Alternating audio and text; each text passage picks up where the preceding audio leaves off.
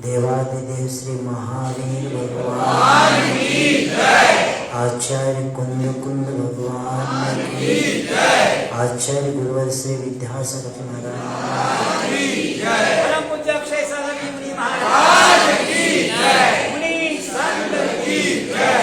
जय करो गुरुदेव का जय। जब ग्रीष्म काल में सूर्य का प्रखर किरणों के द्वारा जगत में संताप उत्पन्न हो जाता है, जितने पक्षियां हैं, स्वच्छंद विहार करने वाले हिरनी आदि है, तृष्णा को शांत करने के लिए सरोवर की ओर जाते हैं, लेकिन सरोवर सूखा हुआ है। जनता का इधर उधर जाने का आवागमन समाप्त हो गया है और प्राणदायक हवा लू चल रही है और समस्त जल थल नभ ये सब असहाय ताप से त्राही त्राही हो रहा है। और इसके कारण बाद में प्रकृति अपनी करवट बदल लेती है और आकाश में मेघ आकर भारी वर्षा हो जाने के बाद संताप शांत होकर शीतल जल के द्वारा सब वातावरण परिवर्तन हो जाता है। इसी प्रकार स्वार्थ के आड़ में बैठकर दुराचार और अत्याचार संसार में फैल गया था और दीनहीन बलहीन प्राणी निर्दयता के साथ उनकी हत्या की जा रही थी। रक्षक भक्षक बन गए हैं और मानव धर्म की धारा अधर्मता की ओर बढ़ती जा रही है। आज से 2622 वर्ष पूर्व इस भारत की वसुंधरा पर पाप के भार से कांप उठी थी। जनता जिनको धर्म गुरु पुरोहित मानते थे, ये धर्म का नाम लेके जनता को अपने स्वार्थ के पीछे यज्ञ करने को कहने लगे और उसी के कारण उनमें मूक पशुओं का, निरपराध पशुओं को क्या देना जाने लगा? बलि देना शुरू हो गया। बहुत अच्छा विषय। जब ऐसी स्थिति उत्पन्न हो गई और उस वक्त हर व्यक्ति उन स्वार्थ और अपने द्वारा हुए धर्म गुरु के वचनों को परमात्मा का वचन मानते थे, इसीलिए वे कभी भी उनसे क्या नहीं होते थे? जो गुरु बताते हिंसा करो, यज्ञ को बलि दे दो, आपको स्वर्ग मिलेगा, आपकी मनोकामना पूर्ण हो जाएगी, ऐसे कहते हुए दयाहीन पाप को धर्म समझ के बैठी जनता और ऐसे समय इस मांस लोलोपी लोगों के कारण धर्मांधों का स्वार्थ और जनता का अज्ञान पाप कृत्य की ओर बढ़ता ही जा रहा था। और ज्ञान का प्रकाश करने वाला और पथभ्रष्ट वालों को, धर्म को उनके हृदय में बता के परिवर्तित करने वाला सशक्त नेतृत्व की इस भारत की भूमि पर आवश्यकता थी। तो इसलिए आचार्य रविशंकर कहते हैं, महान पुरुष कर्म कब जन्म लेते हैं? अन्य दर्शन में परमात्मा जन्म लेते हैं और जैन दर्शन में आचाराना विघातना को दृष्टिना संपदा धर्म ग्लानि परिप्राप्त मुंचिते जनोत्तमा। जब आचार और विचारों का ह्रास होता है और जो मिथ्या दृष्टि के पास धन बढ़ता है और लोगों में धर्म के प्रति ग्लानि उत्पन्न होती है, ऐसे समय धर्म की उन्नति के लिए जनोत्तमा ने तीर्थ को उत्पन्न करने वाले उत्तम पुरुष का जन्म वहां हो जाता है। और आज का दिन 2522 वर्ष पूर्व, 2622 पूर्व उस कुंड ग्राम में एक बालक, होनहार बालक ने जन्म लिया। आज हम लोग सौभाग्यवान हैं कि जिस तीर्थ में हम बैठे हैं उस भगवान की जयंती मनाने का सौभाग्य हमें मिला है। आपके बच्चों का जन्म दिवस मनाते तब आपको कर्म का बंध होता है, लेकिन आज का जन्म दिवस हमारे लिए कर्मों की निर्जरा का कारण है। तो ऐसे वे कुंड ग्राम में राजा सिद्धार्थ के यहाँ रानी त्रिशला के द्वारा जन्म हुआ उस बालक का। और बालक का जन्म होने के बाद अब इसका नाम क्या रखना, क्योंकि उस तरफ सिंहासन कंपायमान हुआ और भवनवासी बेंतर ज्योतिष वैमानिक आदि देव आकर बाजा बजाने लगे। सबका वातावरण वहां का आनंदमय हो रहा था। वातावरण एकदम निर्मल बन गया। और ऐसे समय ये आज का दिन सिर्फ कुंड ग्राम के लिए नहीं, पूरे विश्व के लिए आज का दिन बहुत महत्वपूर्ण है। क्योंकि भगवान महावीर इन्हीं के द्वारा कई लोग दिवाली भी मनाते हैं, लेकिन उनको पता नहीं दीपावली क्यों मनाया जा रहा है। प्रत्येक की मान्यता अलग अलग है, लेकिन तिथि तो यही है। तो इसीलिए ये दीपोत्सव जो मनाया जाता है और दीपावली को जो लड्डू बनाते हैं, वह निर्वाण का ही प्रतीक है। तो ऐसे बालक का जन्म और जन्म के पूर्व और जन्म होते ही वह इंद्र वहां पहुंच के शशि के द्वारा उस बालक को प्राप्त करके सुमेरु पर जाकर क्या किया, आज अभिषेक शुरू हुआ।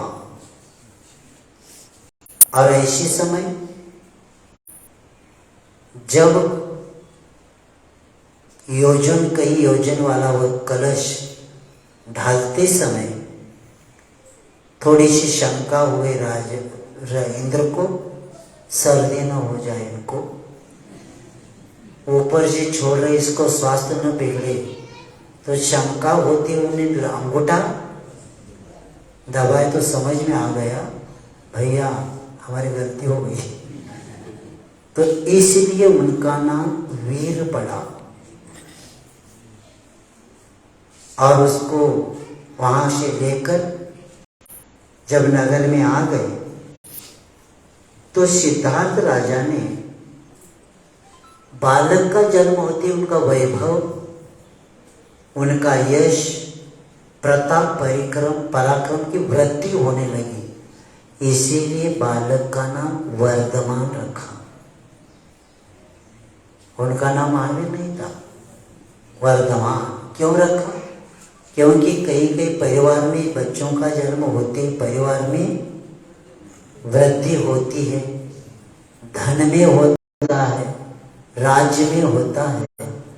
तो उसी के अनुसार वर्धमान का जन्म हुआ, यानी नाम रखा। और शुक्ल पक्ष की द्वितीया के चंद्रमा के समान वे बढ़ते गए। जैसे जैसे वो बड़े होने लगे, बाल क्रीड़ाएं शुरू हो गई। परिवार की हर क्रिया आनंददायक ही होती थी। उनकी जो भी क्रियाएं होती थी उसका उसमें पूरा परिवार भी आनंद लेता था। और ऐसे उस बाल लीलाओं के माता पिता के लिए, परिवार के लिए आनंद का विषय था। और ऐसे समय वे जब वो खेल रहे थे, उसी वक्त चारण वृद्धिधारी मुनि महाराज जा रहे थे। कुछ शंकाएं मन में थी, लेकिन वर्धमान को देखते ही शंकाएं उनकी दूर हो गई। इसीलिए उनका नाम सन्मति रखा। और ऐसे वे अपने खेलने वाले कुंडलपुर में, कुंडल गांव में, उसमें एक दिन एक बड़ा हाथी नगर में विध्वंस करने लगा। सब लोग दौड़ने लगे, कोई भी सैनिक उसको काबू में नहीं ले पा रहे थे। तब वर्धमान सामने से खड़े होकर सूंड के ऊपर से चढ़ के उनके ऊपर बैठ गए। तब इनका नाम अतिवीर रखा। और ऐसे एक दिन अपने मित्रों के साथ खेल रहे थे वृक्ष के ऊपर। और उसी समय जो लोग ऊपर सब थे, उसी समय एक संगम नाम का देव परीक्षा देने के लिए आ गए। जब बच्चों ने देखा जहां से उतरना है वहीं पर बड़ा नाग बैठा है, तो लोग जैसे आम गिरता है वैसे सब ऊपर से कूद के सब भाग गए। तब उस समय वे वर्धमान उनके सर के ऊपर, फना के ऊपर पैर देकर नीचे उतर गए। तब उनका नाम महावीर रखा। तो ऐसे प्रत्येक उनके जितने नाम हैं, उस नाम के पीछे घटनाएं ऐसे ऐसे घटी है। और ऐसे में जब आपने आगे बढ़कर उनको जब भी आगे जीवन प्रारंभ हुआ और यौवन अवस्था उन्होंने प्राप्त किया, उसी वक्त वे वर्धमान की दृष्टि अपने पूर्व भव की विभूति की ओर चली गई और उन्होंने अपने से संबंध विच्छेद होने पर संसार के आसार था वो देखने लगे और संसार से विरक्त हो गए। क्योंकि उन्होंने संसार में देखा जैसे पशुओं को मार्केट में बेचा जाता है, वैसे दासी यानी महिलाओं को खड़ा करते थे, कन्याओं को खड़ा करके उनको बेचा जाता था। ये वेदना और पशु की बलि होते हुए जब देखा तो उनको लगा कि संसार के आसार का देख के विरक्त हो गए और जीवन का भ्रमण जो अनादिकाल का कर्म की जो परंपरा है उसको तोड़ने का लक्ष्य बना के जीवों की कल्याण का लक्ष्य सामने रखा। क्योंकि हम आज मना तो रहे हैं जन्म जयंती, लेकिन जिस तरह बीज वृक्ष तो विशाल दिखता है, लेकिन विशाल वृक्ष को बनने के लिए बीज को क्या क्या सहन करना पड़ा, ये हर व्यक्ति नहीं जान सकता। तो उसी तरह महावीर तो बने, लेकिन महावीर बनने में उनको क्या क्या, कहां से जीवन कैसा प्रारंभ हुआ, इसका भी अपने को थोड़ा सा ज्ञान करके लेना पड़ेगा। क्योंकि तपस्या और उत्सर्ग को एकदम किया नहीं जा सकता। वस्तुतः बीज के बलिदान पर ही वृक्ष की महानता टिकी हुई है। वैसे ही महावीर की महानता उनकी जन्म जन्मांतरों की साधना की वो ऋणी है। इसी के कारण तो क्या बन गए, महावीर वर्धमान बन गए। ये अहिंसा का बीज कौन से भाव में डाला गया? पुराणों में कहानी आती है, अपने एक पूर्व जन्म में यही महावीर का जीव मधुवन में एक भील के रूप में अपना जीवन व्यतीत कर रहे थे, जिसका नाम पुरुरवा था। और वह अपनी स्त्री कालिका के साथ उस जंगल में अपना दिन व्यतीत कर रहे थे। और एक दिन दूर कुछ चमकता हुआ वस्तु को देख के धनुष के ऊपर बाण लगाया और पत्नी को कहते, देखो बहुत बड़ी शिकार मिल रही है। ऐसे करके छोड़ने वाले थे, वो पूछती कालिका कहाँ है, वो देखो चमक रहा है। वो देखते ही वो कहती, देखो कौन है पहला, मुझे नहीं लगता वो पशु है, वह न देवता है, वो कौन है? वन देवता, क्योंकि तपस्या के द्वारा जिनका शरीर चमक रहा था, दूर से वो चमकती वस्तु को उनको लगा कि कोई पशु होगा। वन देवता कहते ही वह अपनी पत्नी के साथ वहां मुनि महाराज के चरणों में पहुंच जाते हैं, जिनका नाम है सागर सिंह मुनिराज।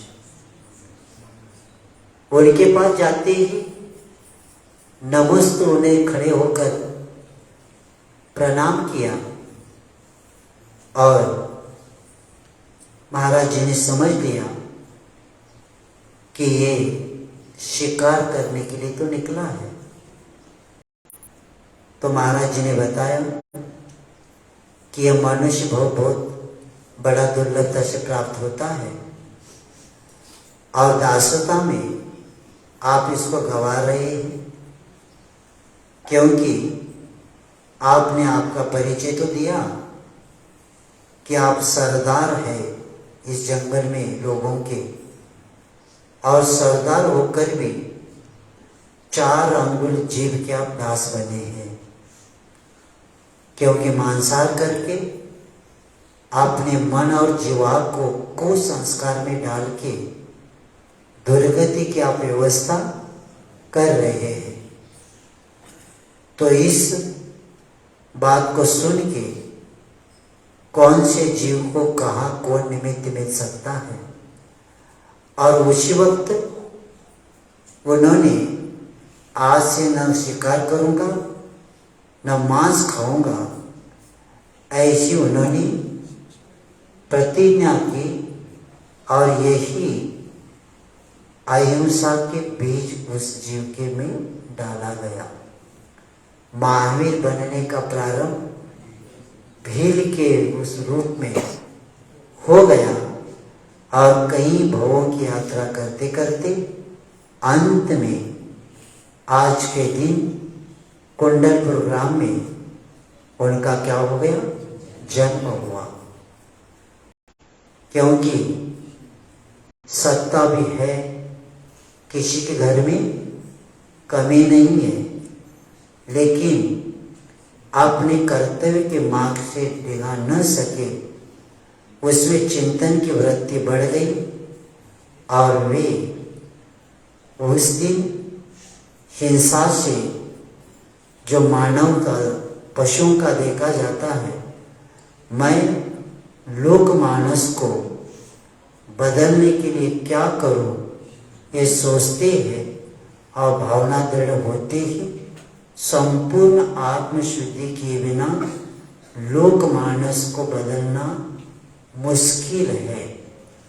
इसीलिए वे दीक्षित हो गए और एक दिगंबर मुनि बन के अपनी यात्रा प्रारंभ किया। दिगंबर जैन धर्म में भगवान महावीर, इनका राजकाल 30 वर्ष तक अवस्था में रहा और घरदार छोड़ के अपरिग्रही बने। लेकिन हमारे जैन समाज में कई पंथ है, उनमें शादी भी करवाया और लड़की भी उनको हो गई। ये सुनने के बाद लगता है कितनी समाज में कमियां हैं, और कहते हैं हम भाई भाई। कहाँ के भाई भाई? हमारे भगवान बाल ब्रह्मचारी होते हुए तुमने शादी की, इसलिए भगवान का भी करवाया। ये कहाँ का न्याय? इसलिए हमारे बच्चों के सामने प्रश्न भी आते हैं, उसका उत्तर क्या देंगे? इसलिए एक बार 25वां निर्वाण महोत्सव चल रहा था दिल्ली में, तो उस कार्यक्रम में आचार्य धर्मसागर मुनि महाराज, शांति सागर महाराज जी की परंपरा में वो और कई श्वेतांबर साधु सब बैठे थे। सबने कहा हम भाई भाई हैं। लेकिन जब धर्मसागर जी का नंबर आया प्रवचन में, तो उन्होंने कहा आप भाई भाई कहते हैं, मैं कपड़े पहनूंगा नहीं और तुम छोड़ेंगे नहीं तो कैसे भाई? मैं तो कपड़े पहनूंगा और तुम काम के भाई भाई, काम के लिए भाई भाई और बाकी में कौन पूछता है? तत्व का परिवर्तन नहीं होना चाहिए। जब समाज में भी ये स्थिति, तो बाहर हम लोगों को क्या बताएं? इसीलिए अपने को अभिमान स्वाभिमान होना चाहिए, क्योंकि पंच बाल यति में अंतिम महावीर भगवान जी का नाम है। 24 में से 5 बाल ब्रह्मचारी है। तो ऐसे उस अपरिग्रह बन के, क्योंकि वे कभी इंद्रियों का निर्देशन पर नहीं चले, क्योंकि इंद्रियों के अधीन होना ही पराधीन होना। क्योंकि स्वतंत्रता प्राप्त करना है तो इंद्रिय के ऊपर काबू करने वाला व्यक्ति ही स्वतंत्र बन सकता है। और दुख की खाई बताई है, और मन की वासना के वश में वे कभी भी नहीं रहे, कभी भी वासनाएं उनको छू नहीं सकी, और वे मोक्ष के लिए दिगंबर तो अनिवार्य है, इसलिए दिगंबर रूप को उन्होंने प्राप्त किया। हमारे समाज में अन्य जो पंथ है, महावीर भगवान को चित्र के सामने कई कई कपड़ा दिखाते हैं, कभी कभी वृक्ष दिखाते हैं, क्योंकि स्पर्धा देते हैं। उस स्पर्धा में दिगंबर महावीर नहीं बताते, ये चित्र बनाना कहते हैं। इसका मतलब क्या है? दिगंबर ने सामने से वृक्ष दिखा के उसको छुपाया जाता है। ये सब अपना अपना प्रचार, और इसीलिए हम पढ़े लिखे लोग हैं, क्योंकि प्रारंभ से अनादिकाल का धर्म अगर है तो श्रमण परंपरा है और दिगंबर ही है। ये बाद में परिस्थिति से बने हैं, और परिस्थिति का संबंध वस्तु स्थिति से कभी नहीं होता। वो काल के कारण बनता है, लेकिन सत्य वह नहीं होता। तो दिगंबर अभी भी जितने भी परमात्मा बने हैं, तिल तुष मात्र भी परिग्रह नहीं रखे, इसलिए वे परमात्मा बन गए।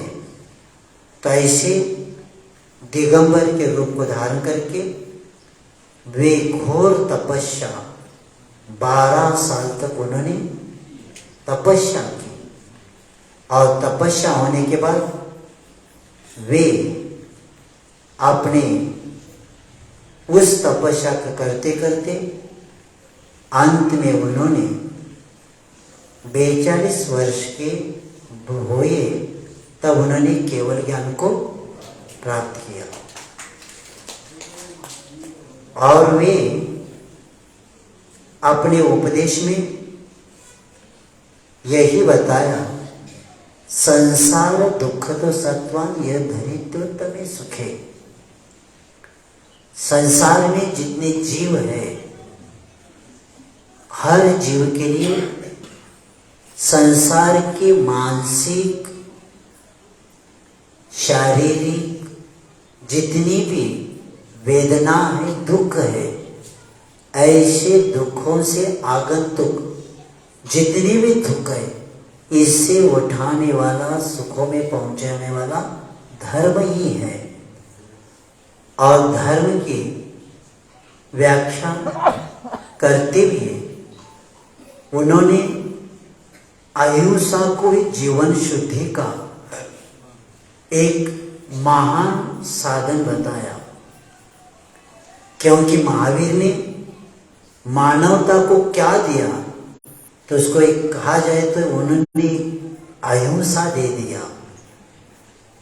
जैनों की संपत्ति क्या है? अहिंसा। और जब तक ये जो अहिंसा रहेगी तब तक ही धर्म, ये संस्कृति टिकने वाली है।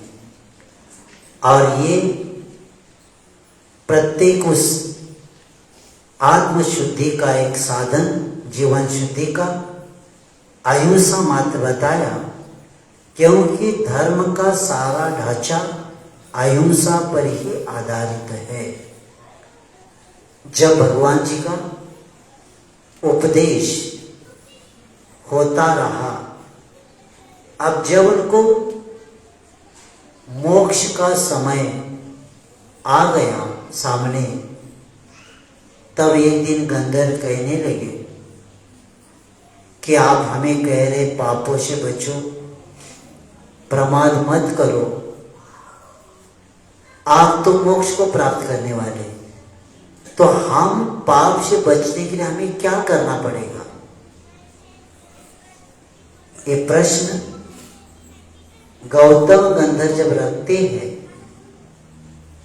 तो वे कहते हैं पाप से बचने के लिए कदम चले, कदम तिष्ठे, कदम मासे, कदम सहे, कदम भुंजे च भाषे च, कदम पावने बज्जते। पूरा जैन दर्शन का सार प्रश्न के रूप में रखा। पाप से बचना हो तो महावीर भगवान जी के सामने गौतम गंधर्व कहते हैं कि पाप से बचने के लिए कैसे चले, कैसे खड़े रहे, कैसे सोए, कैसे बोले, कैसे भोजन करें, जिसके द्वारा हम पाप से बचेंगे। बहुत अच्छा। जब हम शास्त्रों में पढ़ते हैं ना, महावीर भगवान ने जीने की कला सिखाया इस एक सूत्र के पीछे। कैसे चले, कैसे खड़े हुए, कैसे सोए, कैसे बोले और कैसे भोजन करें, इस प्रश्न का जब रखा, भगवान महावीर ने इतना कहा, जदम चरे जदम चिट्ठे, जदम मासे जदम सहे, जदम भुंजेंज भाषेच एवं पावन बज्जति। महावीर भगवान जी ने कहा, शब्द वही रखा, कदम के समय जदम रखा, क्या? विवेक से चलो। क्या कहा? यज्ञ पूर्वक विवेक से चलो, विवेक से खड़े हो, विवेक से बैठो, बैठने का भी विवेक बताया। ये जब पढ़ते हैं ना और इस पर चिंतन होता है, ऐसा लगता है क्या भगवान महावीर ने हमें जीने की कला दे दिया। और कैसे बैठे और कैसे विवेक से बैठे, विवेक से सोए, विवेक से खाए, विवेक से बोले, विवेक से सोते समय विवेक से सोना। ये करेंगे तो आपको पाप नहीं लगेगा। अब ये विवेक शब्द यज्ञ पूर्वक यानी सावधानता से चलो। कैसे चलो? सावधानता से चलो। प्रत्येक कदम उठाकर रखते समय देख के रखो। तो आप देख रहे हैं तो आपके पास से हिंसा नहीं होगी। और आप खड़े रहते समय भी विवेक से खड़े रहना, सावधानता से खड़े रहना। बैठते समय भी रीढ़ सीधी करते हुए सावधानता से बैठने से पहले जीव देखकर, आदि प्रासुक जगह को देखकर आपको बैठना है, क्योंकि बैठने का भी कुछ नियम है। योगासन आदि में देख लो कि चलने का भी नियम है कि कौन सा पैर कब रखना और कब उठाना और किस पर जोर देना, जिसके द्वारा कई बीमारियां ठीक हो। किसको पता है? एक वॉकिंग की किताब है, वो देखा था हमने कि एक पैर उठा रखते दूसरे पैर रखते समय इसको कब उठाना और इसको जोर कर देना, तो आपकी कौन कौन सी स्नायु के लिए काम करता है और कौन कौन सी बीमारियां ठीक होती है। चलने से भी कई बीमारियां ठीक होती है। और चलना ये शब्द आपके चप्पल के साथ नहीं आता। आपको 3 प्रकार की ऊर्जा मिलती है, सौर ऊर्जा, भू ऊर्जा और वायु ऊर्जा। 3 प्रकार की ऊर्जा है। आप बताइए, आपको भू ऊर्जा कभी मिली है क्या? भू ऊर्जा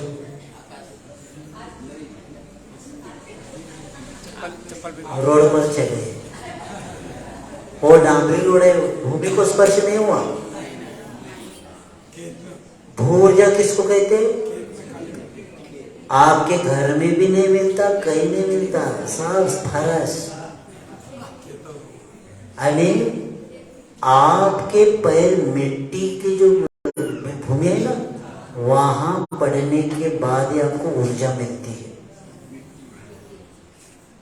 इसीलिए ये चलना, बैठना और कैसे सोए, सोते समय में एक करवट पर सोकर। अभी दिल्ली में एक अधिवेशन हुआ और आपके गांव के गौरव शाह आयुर्वेद में है, वो गए थे। मुझे गुना में बता रहे थे, महाराज उस कार्यक्रम को मैं गया था। गुजरात के एक वैद्य थे, वो कहते बिना दवा से लोगों को कैसे सोना तो कौन सी बीमारी ठीक होती बताते। सोने का भी कुछ नियम है। आप कैसे भी सोएंगे ना तो कौन कौन सी बीमारी होती है, कौन सी बीमारी होने के बाद कैसे सोएंगे तो बीमारी ठीक होती है, ये बताते, दवा नहीं देते हो। अनिल सोने का भी कुछ नियम है, करवट कैसे कैसे सोना, कैसे करना, तो ये कैसे सोना ये भी भगवान महावीर ने हमें बताया। और कैसे बोलना, हित मित मिष्ट,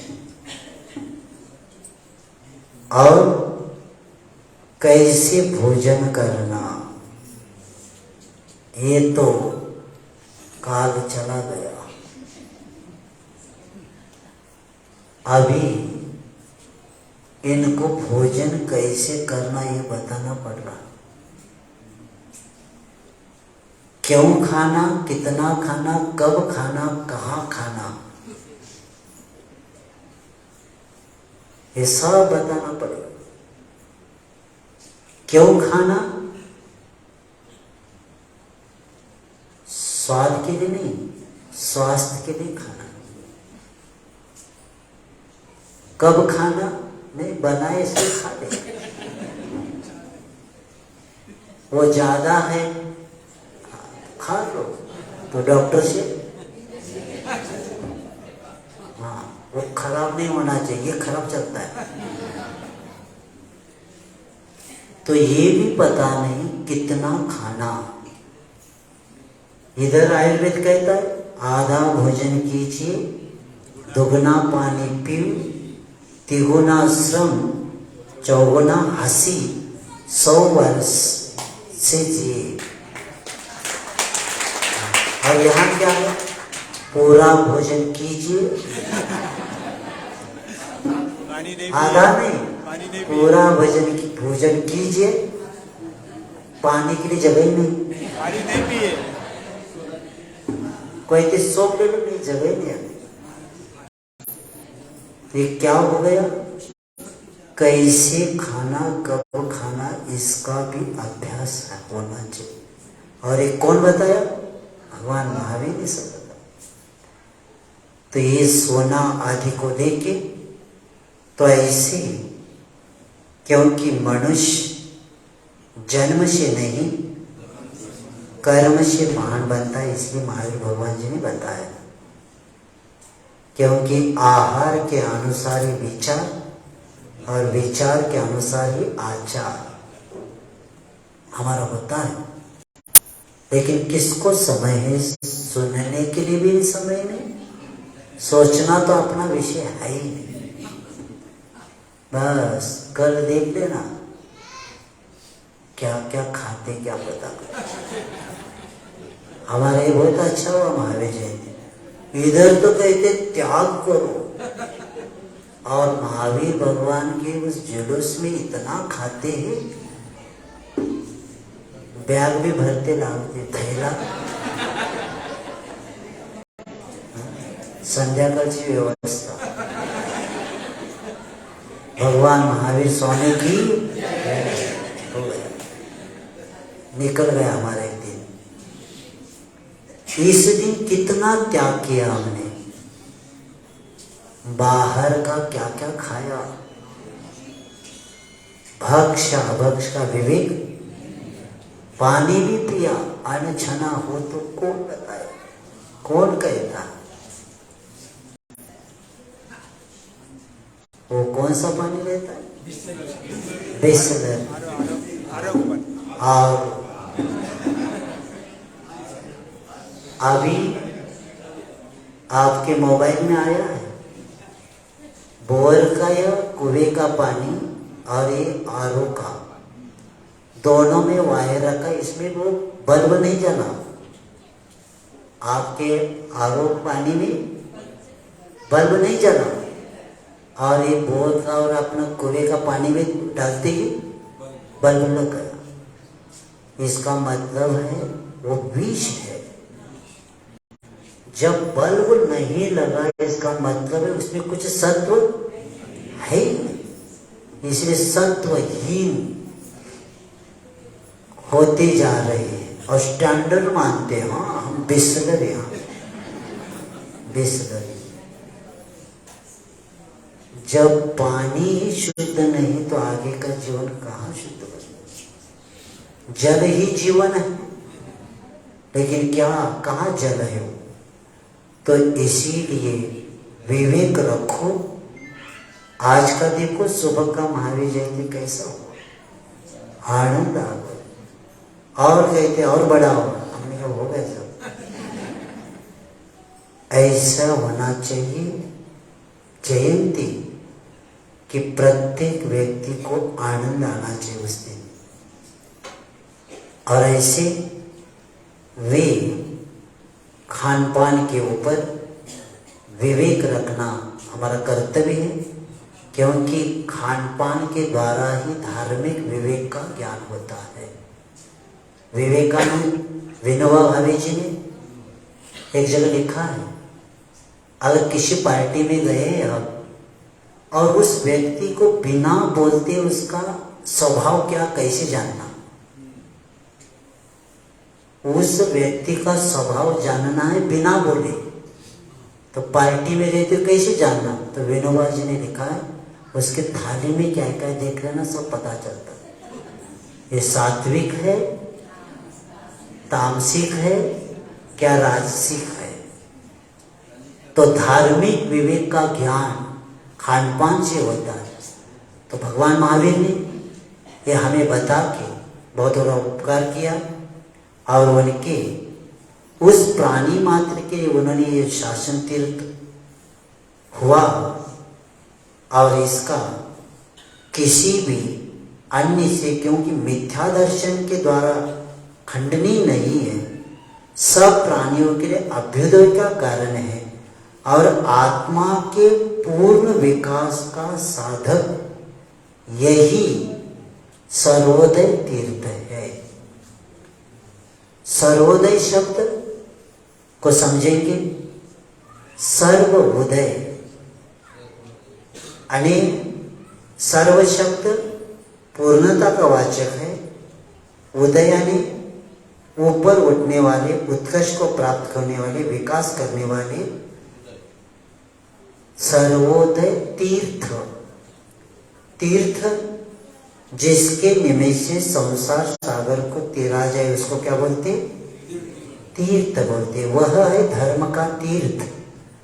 तो ऐसे जिसका संबंध जीवात्मा से है और उसकी प्रवृत्ति आगम के साथ हो जाती है।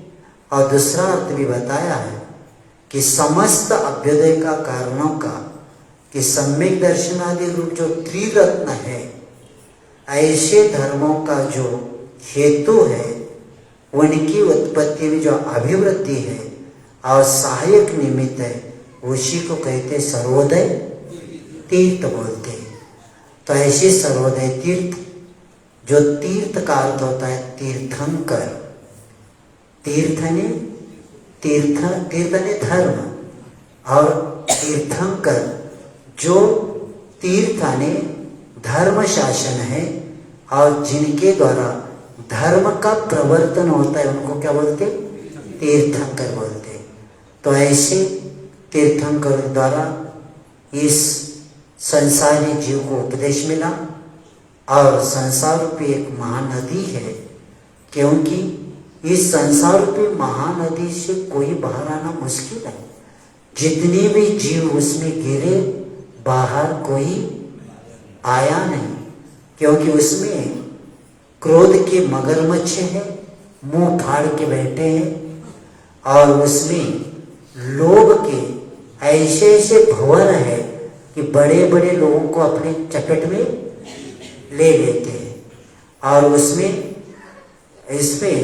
ऐसे इतना कठिन है कि वहाँ से बाहर आना मुश्किल है। लेकिन भगवान ने जिस तरह तीर्थ का पुल भी होता है, सेतु भी होता है, तो ऐसे संसार में गिरे हुए सागर से बाहर जाने के लिए सेतु का काम किया, तीर्थ का काम किया। और इसीलिए भगवान महावीर कहते हैं अहिंसा परमो धर्म बता के जीवों और जीर्णोदय का उपदेश देके उन्होंने यही बताया कि हिंसा प्रसूतानि सर्व दुखानि। जिस तरह माँ बच्चों को जन्म देती है, उसी तरह हिंसा दुखों को जन्म देती है। और इसीलिए तो प्रश्न करेंगे अहिंसा कहाँ है? आत्मवत सर्वभूतेषु। जैसी मेरी आत्मा है वैसे सबकी आत्मा है। ये भाव होना ही अहिंसा का पालन होना। और ये बता के भगवान महावीर कहते कि कैसे व्यवहार किससे करना? आत्मा न प्रतिकूलानि परेशान न समाज में। जिस प्रकार का व्यवहार हम नहीं चाहते वैसे व्यवहार दूसरे से मत करना। हम तो चाहते हैं व्यवहार हमें ऐसे नहीं करना, तो आप कैसे करते? जो व्यवहार हम हमसे चाहते हैं वही व्यवहार दूसरों से हो जाए, तब जाकर क्या होगा? अहिंसा का पालन हो सकता है। तो भगवान महावीर जैन धर्म के संस्थापक नहीं, प्रवर्तक है, क्योंकि धर्म अनादि काल से है और अनंत काल तक रहेगा। इसीलिए जैन धर्म आत्मधर्म है, इसलिए विश्व धर्म इसको कहते हैं। क्योंकि जैन धर्म का मूल तत्व अहिंसा है और संसार में जितने भी धर्म हैं कि अहिंसा को इसी के ऊपर खड़े होने के कारण अहिंसा ये विश्व धर्म है। और इसीलिए अनादि से है, इसलिए प्राकृतिक धर्म कहते हैं, क्योंकि इसकी कोई सृष्टा निर्माता नहीं है। क्योंकि वस्तु के स्वभाव या गुण को कोई बना नहीं सकता। क्योंकि प्राकृतिक यानी जल, जब से जल है तब से वह शीतल है, और जब से अग्नि तब से उष्ण है। उसी तरह जैन धर्म वस्तु का स्वभाव अनादिकाल से है और अनादिकाल तक रहेगा। तो तीर्थंकर, आचार्य, मुनि आदि ये जो भी है, ये इसके प्रचारक है। और भारतीय इतिहास में दूसरे धर्मों के संस्थापकों की अपेक्षा जैन धर्म के प्रचारकों का उल्लेख प्राचीन काल से मिलता है। फिर भी यानी वहाँ मिलता नहीं, क्योंकि प्रत्येक धर्म के संस्थापक है, जैन धर्म का कोई मिलता नहीं। फिर भी कुछ लोग भावनाओं पर अपने जैन धर्म को किसी अन्य धर्म की शाखा बनाने का आनंद मानते हैं। वो कहते हैं जैन धर्म इस धर्म की शाखा है, उस धर्म की शाखा है। लेकिन आचार्य कहते हैं यह आश्चर्य लगता है, क्योंकि जिस धर्म के बारे में बताते शाखा है, हमारा धर्म पहला है, लेकिन उन्हीं के शास्त्र में जैसे यजुर्वेद में लिखा है, हिंदू शास्त्र जो वेद है उसमें लिखा है कि अतिथि रूपम सारम महावीर से नग्न हो, रूपम उपास दाम ते तिस्तो रात्रि सुरा सुता। यानी मासोपवासी और जो अपने नग्न रूप की उपासना करो, इसी से 3 राज खुल सकते हैं। संशय यानी 3 रात्र है हमारे पास, संशय, विपर्य और अनध्यवसाय। ये और मन का और आदि व्याधि के उत्पत्ति भी नहीं होती। ऐसे बता के कहा कि दिगंबर ऐसे महावीर की आराधना करो। राधा कृष्ण जी ने अपने एक वक्तव्य में एक जगह कहा है, यदि मानवता को विनाश से बचाना है तो कल्याण के मार्ग पर चलना है, तो हमें भगवान महावीर के संदेश को और उनके बताए मार्ग पर चलना होगा, ग्रहण करना होगा। इसके बिना कोई रास्ता नहीं है। और गांधी जी ने कहा है कि अहिंसा तत्व यदि किसी ने भी अधिक से अधिक विकसित किया है तो भगवान महावीर स्वामी थे। मैं आप लोग से विनती करता हूँ कि आप भगवान महावीर के उपदेश को पहचाने और उन पर चल के अपने को अनुसरण करें। और धर्मानंद जी कौसंबी, उन्होंने सुप्रसिद्ध संविधान विशेषज्ञ, उन्होंने कहा कि 23 अप्रैल 2002 में महोत्सव के उपलक्ष्य में कहा था कि भगवान महावीर ने विश्व को मनुष्यता का संविधान दिया। भगवान महावीर ने क्या किया? विश्व को मनुष्यता का संविधान दिया। और आपके संविधान भारत का जो भी है, धारा नंबर 21 में लिखा है कि हमें प्राण और दैहिक स्वतंत्रता के लिए संरक्षण का अधिकार प्रदान करती है। और धारा नंबर 51 में कहा गया है कि प्राणी मात्र के प्रति दया भाव और हिंसा से दूर रहने का विधान करती है। ऐसे संविधान में 51 नंबर की धारा में बताया है। तो ऐसे महावीर जो हमारा भारत का जो संविधान है, जो हस्तलिखित है प्रारंभ का, ऐसे उस प्रति के मुख पृष्ठ पर भगवान महावीर का तपस्या में लीन ऐसे क्या है चित्र दिखाया है संविधान की मूल प्रति के ऊपर। तो इससे मालूम हो जाता है कि अनादिकाल का धर्म, क्योंकि आपका समय हो रहा है, क्योंकि आगे कुछ कार्यक्रम आपको भी करना है। तो ऐसे आज हम सब महावीर जयंती मनाने को एकत्र हुए हैं, जिस महात्मा के प्रताप से अनेक जीवों का कल्याण हुआ है और अभी भी हो रहा है। और आज उसी के ये जन्मतिथि है, इसको मानते हैं और ये उपकारों को स्मृति बने रहे। हमारे ऊपर जो उपकार हुआ है उसको याद रखेंगे, क्योंकि भगवान महावीर विश्व शांति के अग्रदूत थे। उन्हीं के कारण हमारे विश्व में शांति है। और जन्म जयंती मनाना तभी सार्थक होगा जब हम अपनी शाश्वत सत्ता को ध्यान में रखकर अपने कर्तव्य करेंगे और उसी के मार्ग पर उन्हीं के चरण चिन्हों पर चलेंगे, तब जाकर महावीर जयंती मनाने का अपने लिए सार्थकता है। नहीं तो नारे तो बहुत आज लोग ने दिया, लेकिन नारे देने वाले किनारे पर हो तो डुबकी लगाने का आनंद नहीं आता। तो नारे वाले किनारे पर न रहते हुए बीच में आ जाए तो क्या हो जाएगा कि किनारे पर आनंद नहीं, डुबकी लगाने के बाद।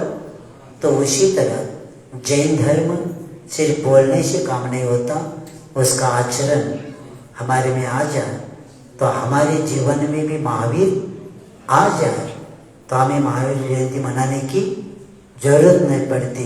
लेकिन हर जीव का जैसे महावीरत्व प्रत्येक जीव में है, जैसे सुवर्ण पाषाण में सुवर्ण होता है, दूध में घी होता है, तिल में तेल होता है, उसी तरह हर देव